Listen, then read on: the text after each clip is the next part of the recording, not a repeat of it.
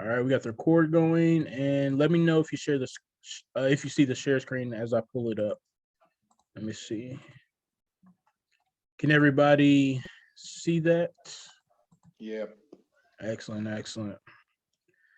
All right. Well, good morning to everybody that's here in the class and those who will be looking on YouTube later. Today's topic is the Book of Esther Explained, Mordecai and Haman. And this is part 2 in our Esther series. We just started the dive into the Book of Esther, and now we're in part 2. And I named this one Mordecai and Haman because I wanted to, one of the things that I try to do in my classes in general is that, we could just read through the Book of Esther narrative and, extract a lesson from there. But I also believe it's important to, when we do these studies, to show how real they are. I try to put, things in context. I want you to know the background, the history of characters in the Bible, why this person is taking this type of action. Because I kind of want y'all to, be able to relate to the characters a lot more. And that way, when you reread the story, you understand it better. So my class, the class I try to do is not always just reading through the book itself, but I want you to give you that background knowledge and then kind of allow you to reread yourself, and then you can understand, what you're reading. So today's lesson is Mordecai and Haman, and I'm gonna do a little dive into who these characters are and what they were doing in the story, like what they're doing at the time, that so you can make sense of their actions when you read the story. So let's start off. Who is Mordecai? Now, if you read the Book of Esther, you'll know, especially in chapter 2, you'll know that Mordecai is Esther's cousin. Esther is the daughter of his uncle. I can't pronounce his name, Abihel. But Mordecai adopts Esther because her parents passed on. So both her parents died early. So Mordecai, her cousin, adopts her, and the implication is that Esther is a lot younger than Mordecai. Mordecai adopts Esther, and he kind of raises her as his own daughter, according to the biblical narrative. Now, as you read the whole book of Esther, you'll know that he is guiding Esther throughout the entire story. He kind of there giving her advice. He informs her of different situations that are happening. So he's very active with helping Esther through this time as she becomes queen. And lastly, Mordecai, most likely, from the evidence I could find, from the research I could do, Mordecai is most likely a court official. So he's not somebody that's around Esther, randomly. It's not like he's just a regular dude, out in the city. It seems that he's actually involved with the administration of the court. He is a court official, and I'm gonna give you the reasons why I believe that. But that's most likely the case, and that's why he's very active in the story of Esther, because he's somebody involved in the palace, something he has a position at court. So let's read that. Let's read why I believe that is. First of all, let's look at Mordecai's ancestry. Let's go to Daniel chapter 1, verses 1 through 5. I'm going to use Daniel as an example, and then we're going to go back to the book of Esther. But let's go to Daniel chapter 1, verses 1 through 5. Now, that originally the children of Israel, the reason they're in Persia is because they were snatched originally by the Babylonians into, their territories from, because of their sins. They were taken out of the promised land, put into Babylon, and then Babylon itself is taken over by the Persian Empire, where we get to our story. But originally, the children of Israel were taken out of the promised land by the Babylonians. And let's read a little bit of that account. Daniel chapter 1, verses 1 through 5. In the 3rd year of the reign of Jehoiakim, king of Judah, Nebuchadnezzar, king of Babylon, came to Jerusalem and besieged it. And the Lord delivered Jehoiakim, king of Judah, into his hand, along with some of the articles from the temple of God. These he carried off to the temple of his God in Babylonia. and put in the treasure house of his God. Then the king ordered Ashpenaz, chief of his court officials, to bring into the king's service some of the Israelites from the royal family and the nobility, young men without any physical defect, handsome, showing aptitude for every kind of learning, well informed, quick to understand, and qualified to serve in the king's palace. He was to teach them the language and literature of the Babylonians. The king assigned them a daily amount of food and wine from the king's table. They were to be trained for 3 years. After that, they were to enter the king's service.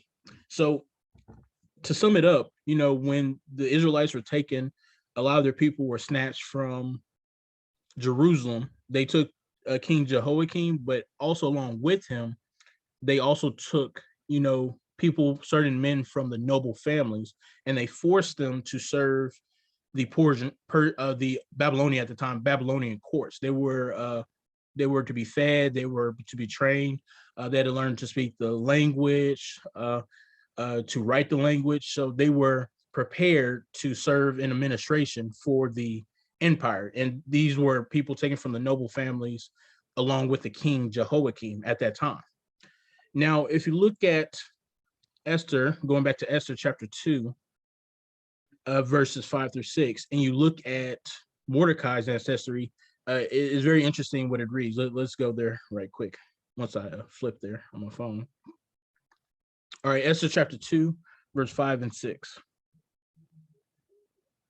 Now there was in the citadel of Susa a Jew of the tribe of Benjamin, named Mordecai, son of Ajar, son of Shimi, son of Kish, who had been carried into exile from Jerusalem by Nebuchadnezzar, king of Babylon, among those taken captive with Jehoiachin, and that's just another way to say that king's name back in Daniel, king of Judah. So Mordecai's family, it talks specifically of his people being taken with Jehoiakim. And we know that Jehoiakim's, the people that were taken with him specifically were people from noble families. And they took a lot of the boys and they would train them to be people that are administrators in the empire. So it's possible, and I'm not saying that we know this for sure, but it's possible that Mordecai may be of noble blood and he was trained from an early age to serve the empire. This would be the Persian at this time. The Persians kept a lot of the customs the Babylonians did, but it's possible that Mordecai family was originally those that were taken with Jehoiakim, maybe a noble family, maybe even royal. Maybe of royal blood, but it's possible that Mordecai grew up in similar circumstances where he was trained to serve the king, be administrator, which makes sense for him in the story because he knows a lot throughout the story of Esther. He's kind of popping up everywhere. He knows a lot. It makes sense that he would be involved into the court. So if you read the book of Daniel, you know that Daniel himself and his friends, Shadrach, Meshach, and Abednego, they were, boys who were taken and trained in the under the Babylonian king, and then they became administrators and became involved in the government. So Mordecai, there is a hint that he may have been in that similar circumstance, or his family was in that circumstance at one point. So that explains why he's always around the palace. Furthermore, also the reason I think that he was a court official and somebody that's not just, a random, not just a guy living out in the city. I think he was involved in the palace. If you look at the sources about Persian customs, there was a Greek man named Xenophon. I don't know if I said that, Xenophon. I don't know how to say his name. Forgive me. But he was a Greek military leader. He was ethnically Greek, but he served under Cyrus as a mercenary. So him, before the 300 in the war between Persia and Greece, Greeks will often be employed by Persians in certain capacities. So this man was the man that was. Oh, let me get my laser pointer up. I haven't had that up the whole time. here we go. Here's my laser pointer. So this man, Xenophon, was serving the Persian king Cyrus, which is a little bit earlier than this current king Xerxes. And he served as a mercenary, a leader of a mercenary company. And he wrote about a lot of their customs and things he saw from Persia. So he's a very good historian for Persian customs. Let's talk about this. One of the Persian customs that relates to Mordecai. When Chrysantas has said this, many others followed to support him, Persians and allies alike, and it was agreed that men of rank and honor should be in attendance continually at the palace gates, ready for Cyrus to employ until he gave them their dismissal. That custom is still in force to this day. The Asiatics under the great king wait at the door of their rulers. So this Greek historian talks about how Persians had a custom of keeping certain officials stationed at the gate, and it was the custom for them to be, ready for the king's orders or guard the king, but they would specifically stay around the palace gate and they would wait for their rulers at the gates.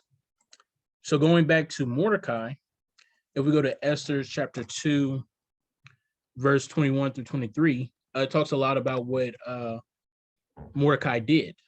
Let's go 21. Let me get to it right here. During that time, Mordecai was sitting at the king's gate. Bigthana and Teres, two of the king's officers who guarded the doorway, became angry and conspired to assassinate King Xerxes. But Mordecai found out about the plot and told Queen Esther, who in turn reported it to the king, giving credit to Mordecai. And when the report was investigated and found to be true, the two officials were impaled on poles. All this was recorded in the book of the annals in the presence of the king. So Mordecai, it says that he was sitting at the king's gate and he was able to uncover a plot against the king by other officials, and that he reported it. His name was recorded, and the king's life was saved because Mordecai was sitting at the gate. So it only makes sense that Mordecai will be sitting at the gate if he's official himself, if he's somebody involved with the palace, the running of the palace. If we also go to Esther chapter 3, verse 1 through 4, it talks about Haman, and we're going to get into Haman in a sec, but Esther chapter 3, verse 1 through 4. After these events, King Xerxes honored Haman, son of Hammedat, I can't say his name, the Agagite, elevating him and giving him a seat of honor higher than that of all the other nobles. All the royal officials at the king's gate knelt and paid honor to Haman, for the king had commanded this concerning him. But Mordecai would not kneel down or pay him honor. Then the royal officials at the king's gate asked Mordecai, "Why do you disobey the king's command?" Day after day they spoke to him, but he refused to comply. Therefore, they told Haman about it to see whether Mordecai's behavior would be tolerated, for he had told them he was a Jew.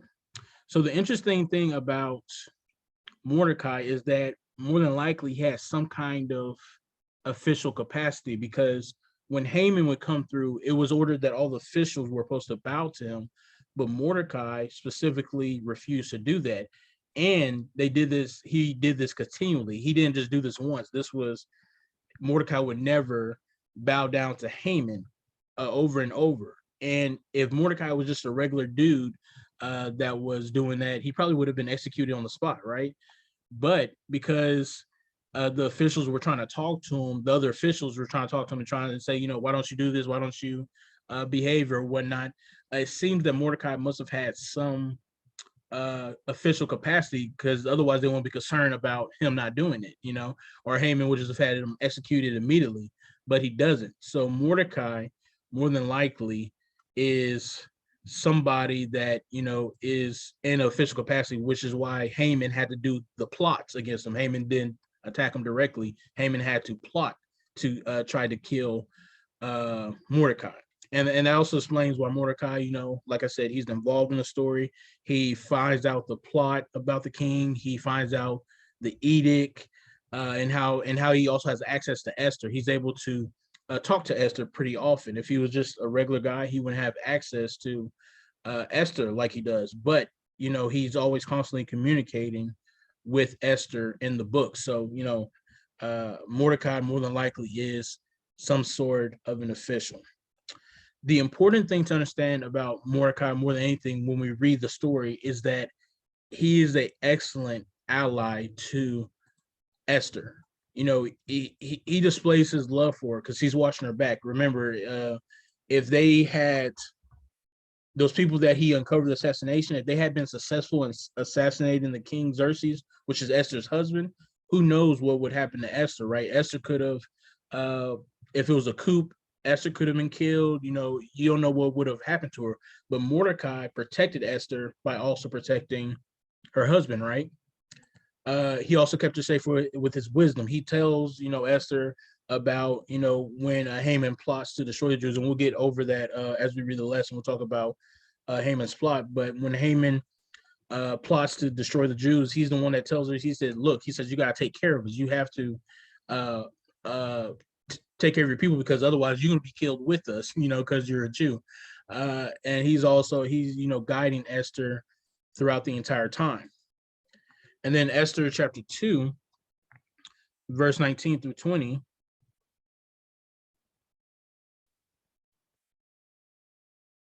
Let me get there. All right. When the virgins were assembled a second time, Mordecai was sitting at the king's gate. But Esther had kept secret her family background and nationality, just as Mordecai had told her to do, for she continued to follow Mordecai's instructions as she had done when he was bringing her up. So the important thing to understand when you read the book of Esther, especially when it relates to Mordecai, is that you can see the how much Mordecai and Esther are helping each other from different positions. You have Esther, who is in the harem. She is becoming the wife of King Xerxes. But you have Mordecai, who is her ally on the outside. He's warning her of plots, of things against her. He's taking care of things on the outside, while Esther took care of things on the inside. And you can see how them working together help them save their people. And you can, and like I said, the book of Esther, like I said last week, the book of Esther is also a very much a political story, right? They have to save their people by maneuvering. This is not a big battle type thing. This is just court intrigue. They save their people by politics. They have a law that's against them, and then they have to change the law in order to protect their people. And you can see how Mordecai and Esther work together to achieve that, to help keep their people safe and keep themselves safe also. But any comments on Mordecai? Any questions? Did y'all know that before, that he was a official, or is this new information to you? Well, possible official. That's what I could tell from my research. But any comments or anything like that, or any questions?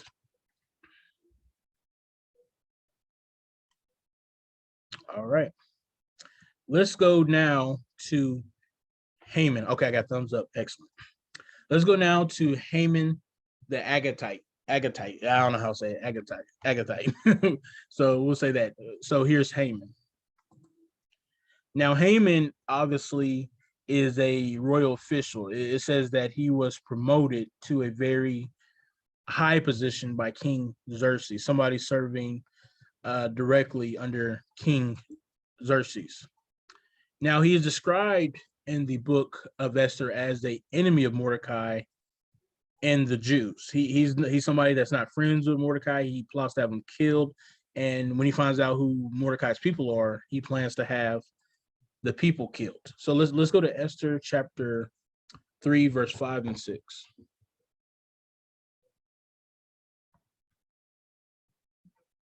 So, 5 and 6.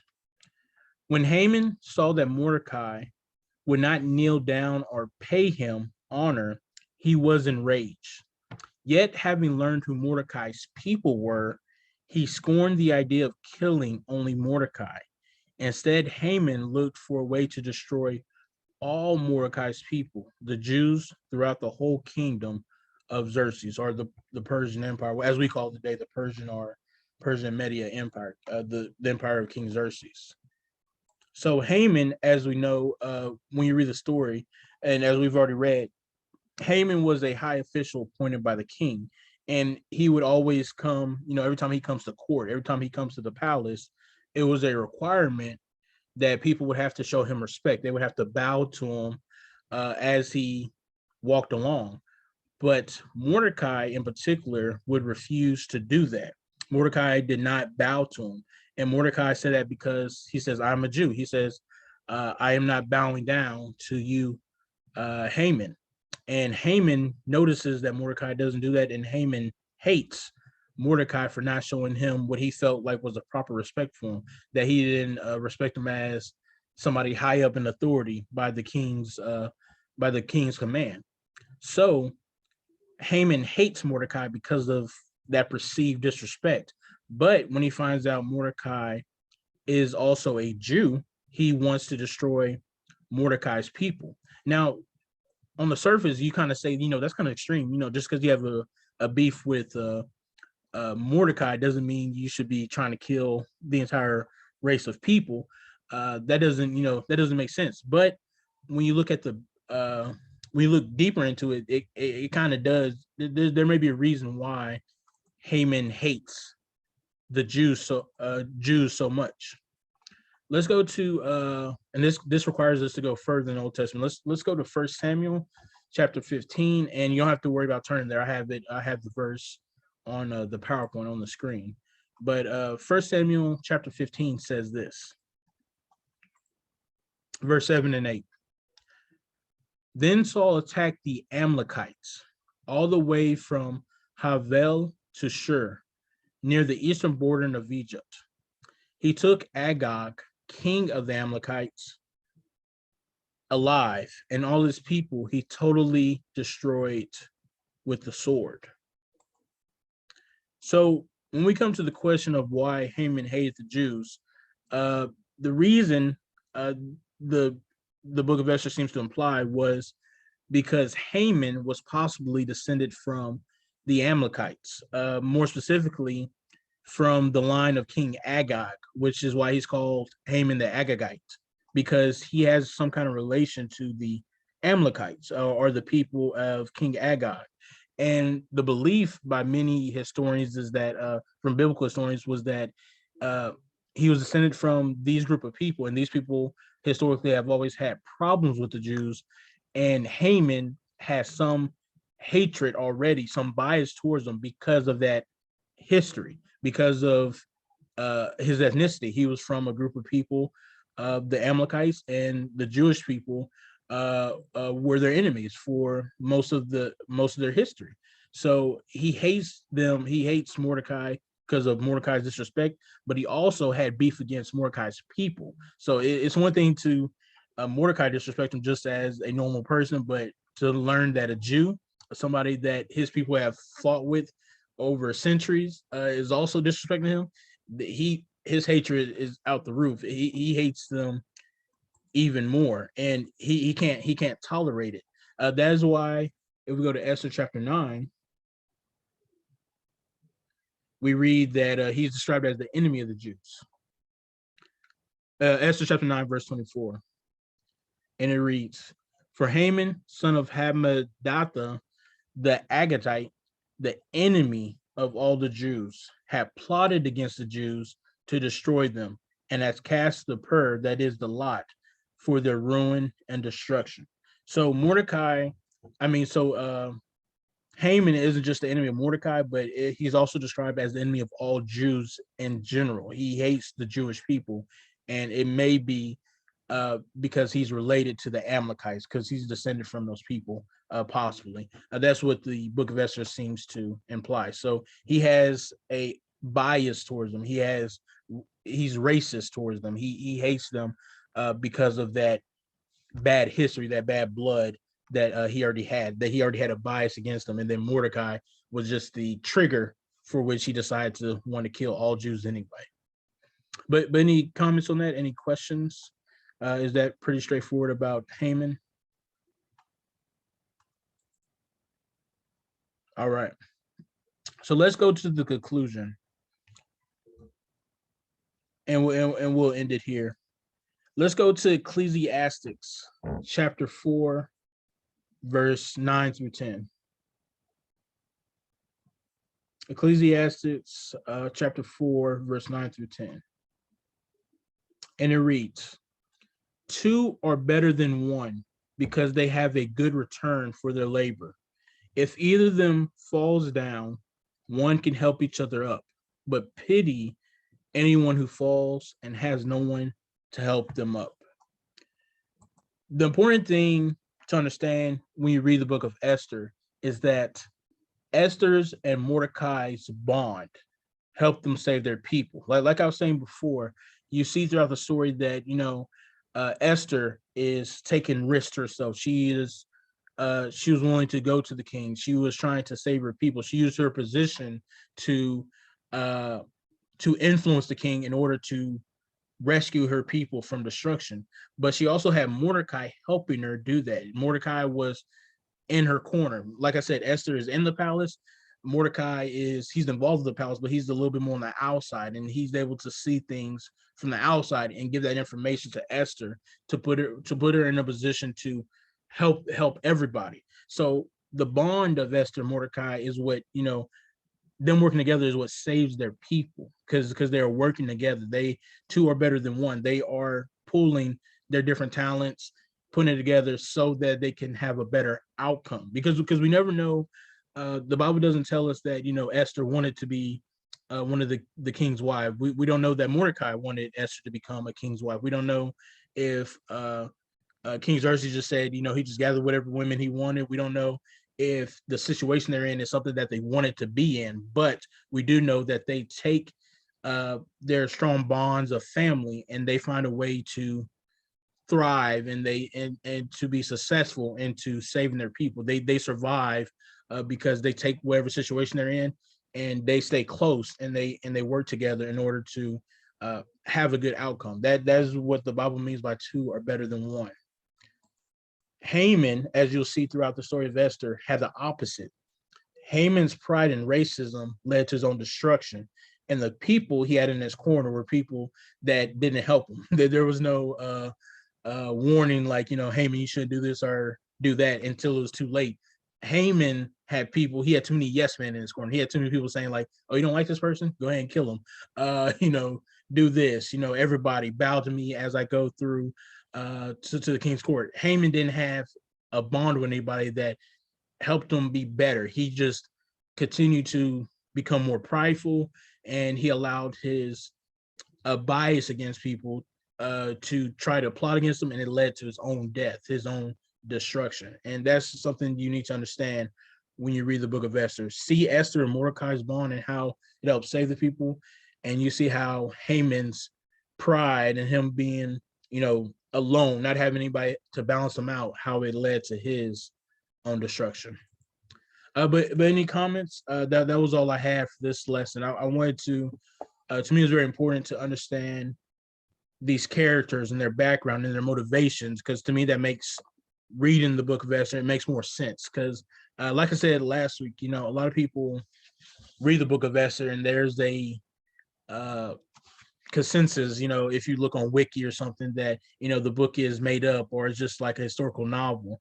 But when you look at the background, no, it's real. It makes a lot of sense why these people are doing the things they do, and when you can understand that, then you get to appreciate the story of what it is, and you see the truth and see how it is actually a real story instead of something that we should be taking lightly or some kind of fake novel, because that's not what it is. It is a real story about people navigating through their situation. Esther more leans towards politics. It's about them navigating through this very fragile political situation in order to come out on top. And that's something we should be encouraged by. Whatever situation we're in, if we have strong bonds and we find ways to deal with our situation, we can also come out on top also. But any comments? Brother Leslie said, well done. Thank you, sir. Yeah, no, good job. Will we continue this next week? Oh, Obviously. yeah. Yes, we will. Okay, good. So I have at least Two more. two or three more. The Yeah. next week, what I want to do is I want to talk about the evidence of God in Esther, because Yeah. Esther doesn't say God directly, Yeah. but when I've looked through the research, there's actually a lot of references to God that we may actually see, that just kind of you have to do some research Yeah. to see. But Like the we got, sackcloth and all that, and the putting on the yes, sackcloth and fasting and all of that were or even really, the fact that he chose not to bow down. I mean, that is yeah. he's operating off of religious command. That we're Yeah. gonna get into next. It's kind of like Daniel too. And I love your reference there to Daniel and Mhm. Mordecai, and that's awesome. So good job. All right, thank you. All right, well, let's if no one else, let's end it there.